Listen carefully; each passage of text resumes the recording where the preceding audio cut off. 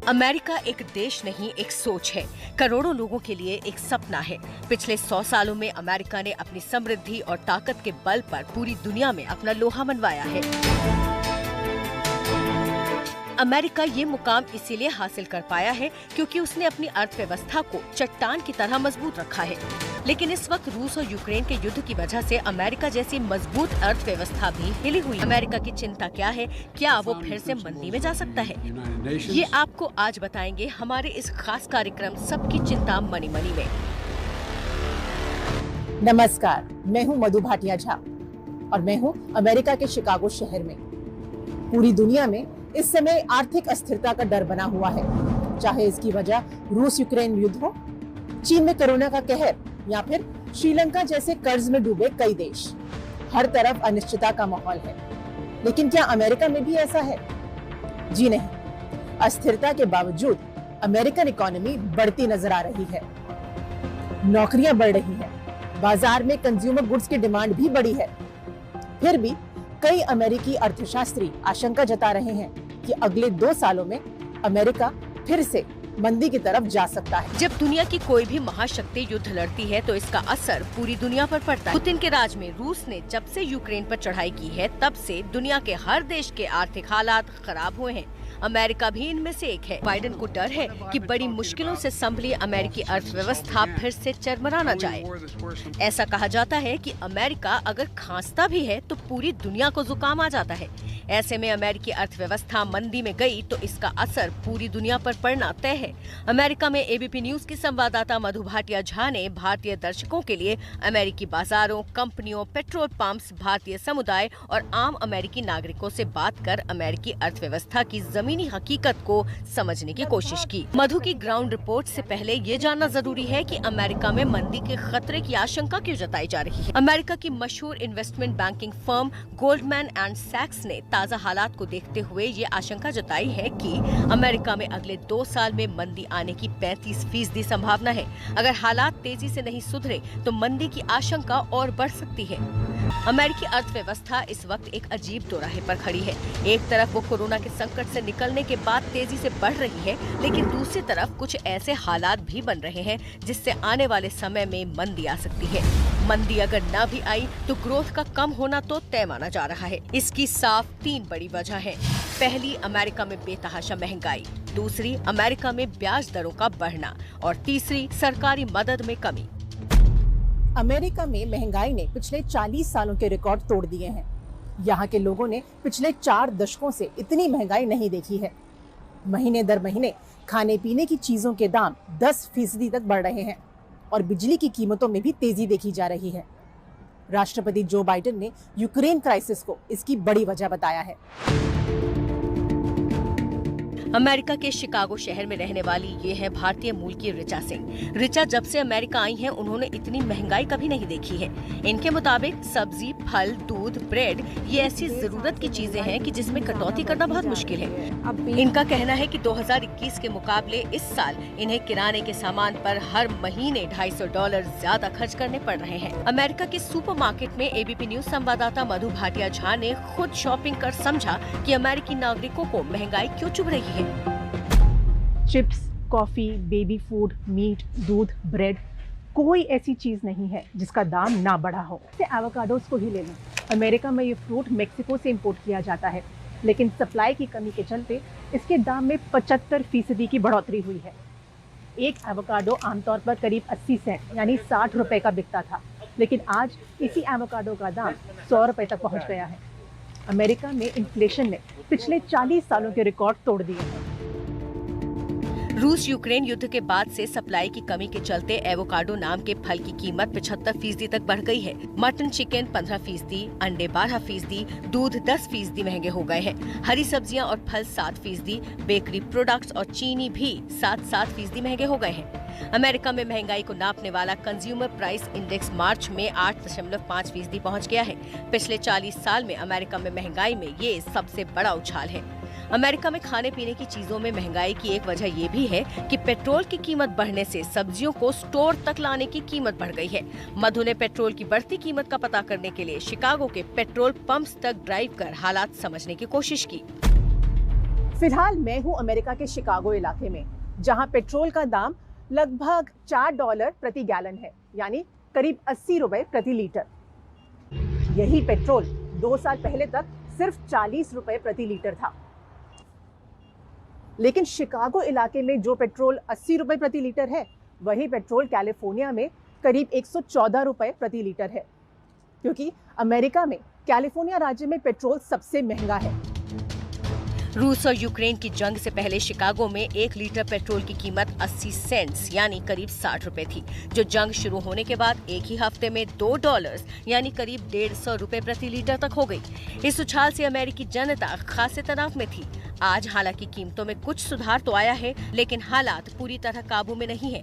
America के 3 राज्यों Connecticut, Georgia और मैरीलैंड ने अस्थायी तौर पर गैस टैक्स को रद्द कर दिया है, ताकि नागरिकों को कुछ राहत मिल सके। पेट्रोल की मार की वजह से अमेरिका में इलेक्ट्रिक कारों की डिमांड बढ़ गई है। शिकागो में रहने वाले विनोद सिसोदिया इलेक्ट्रिक कारों के शौकीन हैं। खास तौर पर टेस्ला की कारें इनकी फेवरेट हैं। इनके पास टेस्ला कंपनी की 2 गाड़ियां हैं।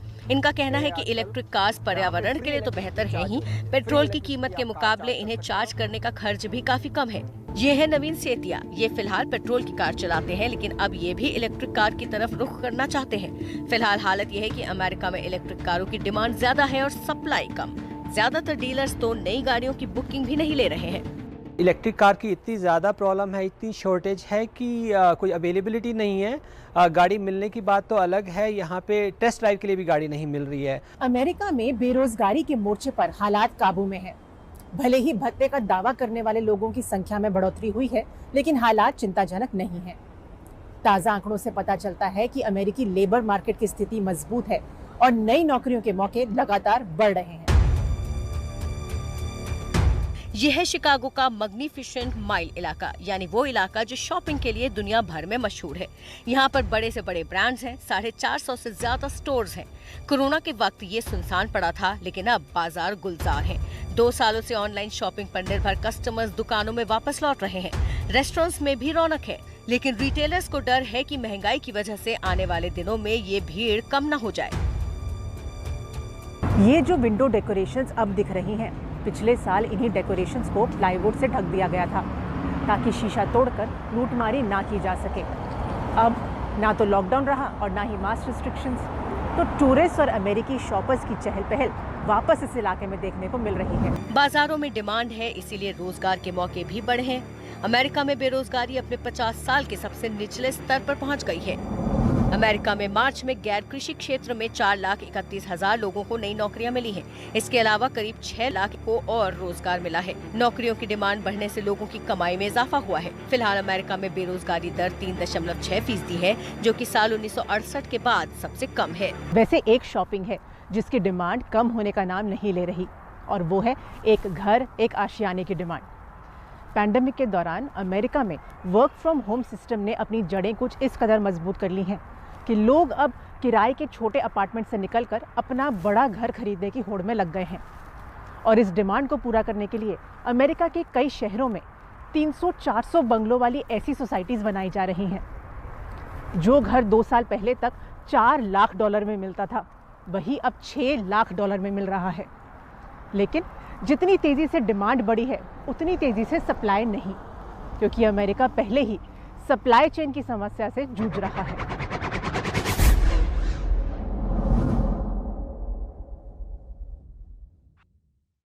यूरोप अमेरिकी कंपनियों के लिए बहुत बड़ा बाजार है।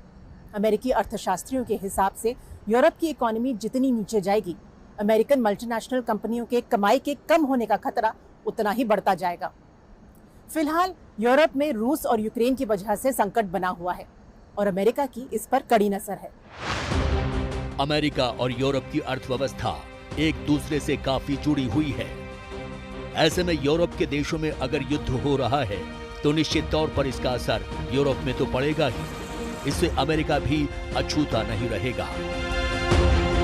अगर यूरोप में अर्थव्यवस्था धीमी पड़ेगी तो अमेरिकी कंपनियों को काम कैसे मिलेगा, उनकी कमाई कैसे होगी? अमेरिका में इस बात को लेकर चिंता है। रूस और यूक्रेन के युद्ध की वजह से यूरोप में सामानों और सेवाओं की सप्लाई चेन में बाधा आई है, जिसका असर फिलहाल महंगाई के तौर पर दिख रहा है। अगर काम धंधा भी बैठ गया तो यूरोप की हालत खराब हो जाएगी। अमेरिका और यूरोप के आर्थिक रिश्तों को गौर से देखने पर तस्वीर साफ हो जाती है। जहां तक बात विदेश निवेश की है तो 2020 के आंकड़ों के मुताबिक अमेरिका ने यूरोपियन यूनियन में $2.4 ट्रिलियन का निवेश कर रखा है, जबकि यूरोपियन यूनियन ने अमेरिका में $2.2 ट्रिलियन का निवेश किया है।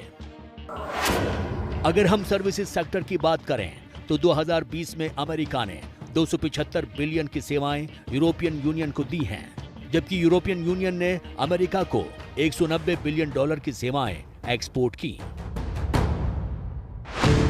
अमेरिका की ये खूबी है कि जब भी वो किसी आर्थिक संकट में आता है तो उससे निकलने का आइडिया भी खोज लेता है। 2008 के आर्थिक संकट में भी हम ये देख चुके हैं। फिलहाल रूस यूक्रेन युद्ध के बीच अमेरिका ने यूरोप के अलावा दूसरे बाजारों पर ध्यान तेज कर दिया है। इनमें भारत जैसे एशियाई बाजार भी शामिल हैं। दुनिया की बड़ी अर्थव्यवस्थाओं पर नजर डालें तो साफ दिखता है कि अमेरिका को टक्कर देने वाला दूर दूर तक कोई नहीं है। वर्ल्ड बैंक के मुताबिक इस वक्त अमेरिका $19 ट्रिलियन की इकोनॉमी के साथ पहले नंबर पर है। चीन 12 ट्रिलियन के साथ दूसरे, जापान 5 ट्रिलियन के साथ तीसरे, जर्मनी 3.5 ट्रिलियन के साथ चौथे, भारत 2.7 ट्रिलियन के साथ 5वें नंबर पर है। यूरोप के बाद अमेरिका अगर किसी की अर्थव्यवस्था पर कड़ी नजर रखता है तो वो है चीन। वो इसीलिए क्योंकि चीन दुनिया का सबसे बड़ा एक्सपोर्टर है। फिलहाल चीन में कोरोना की वजह से कड़ा लॉकडाउन लगा हुआ है, जिससे ग्लोबल सप्लाई चेन प्रभावित हो रही है। इसे देखते हुए आने वाले महीनों में अमेरिका का सेंट्रल बैंक यानी फेडरल रिजर्व ब्याज दरों में बड़ा बदलाव ला सकता है और ये अमेरिकन्स को तनाव देगा। पूरी दुनिया में जब कोरोना की स्थिति संभली है तब चीन में कोरोना ने कहर ढाया है। हालांकि चीन में अभी भी उतने मामले नहीं आए हैं, लेकिन चीन ने देश के अलग अलग शहरों में लॉकडाउन लगाकर आपातकाल जैसी स्थिति कर दी है। इसकी वजह से चीन में काम धंधे पर असर पड़ा है। चीन चूंकि दुनिया का सबसे बड़ा एक्सपोर्टर है, इसलिए दुनिया में सप्लाई चेन में बाधा आई है। एक्सपोर्ट के मामले में चीन दुनिया में 3.6 ट्रिलियन के साथ पहले नंबर पर है, जो कि उसकी जीडीपी का 19% है। 2.1 ट्रिलियन के साथ अमेरिका दुनिया का दूसरा सबसे बड़ा एक्सपोर्टर है, जो कि उसकी जीडीपी का 10% है। जहां तक चीन और अमेरिका के बीच कारोबारी रिश्ते की बात है, 2021 में अमेरिका ने चीन से $500 बिलियन का माल इंपोर्ट किया, जबकि एक्सपोर्ट $150 बिलियन का माल किया, यानी 3 गुना कम। ऐसे में चीन अगर पर्याप्त एक्सपोर्ट करने में नाकाम रहता है तो फिर अमेरिका में सामानों की कमी होगी, वहां महंगाई और बढ़ सकती है।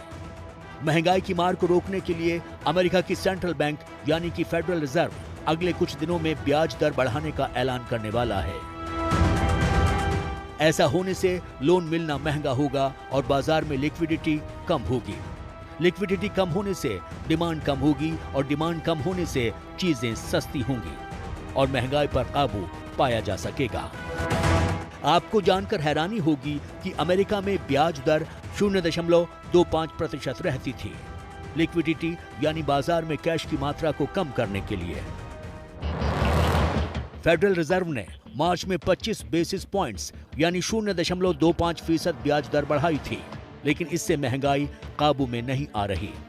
ऐसा माना जा रहा है कि मई में वो 50 बेसिस पॉइंट्स और बढ़ाने वाले हैं और साल के अंत तक और 75 बेसिस पॉइंट्स बढ़ेंगे ताकि महंगाई काबू में रहे। अमेरिका में क्या हालात है ये मैंने आपको आज बताया। एबीपी न्यूज के कई रिपोर्टर दुनिया के अलग अलग देशों में मौजूद हैं।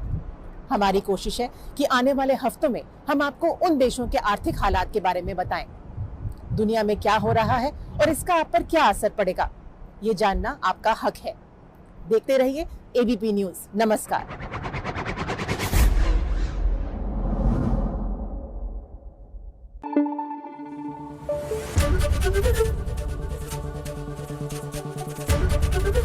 एबीपी न्यूज आपको रखे आगे।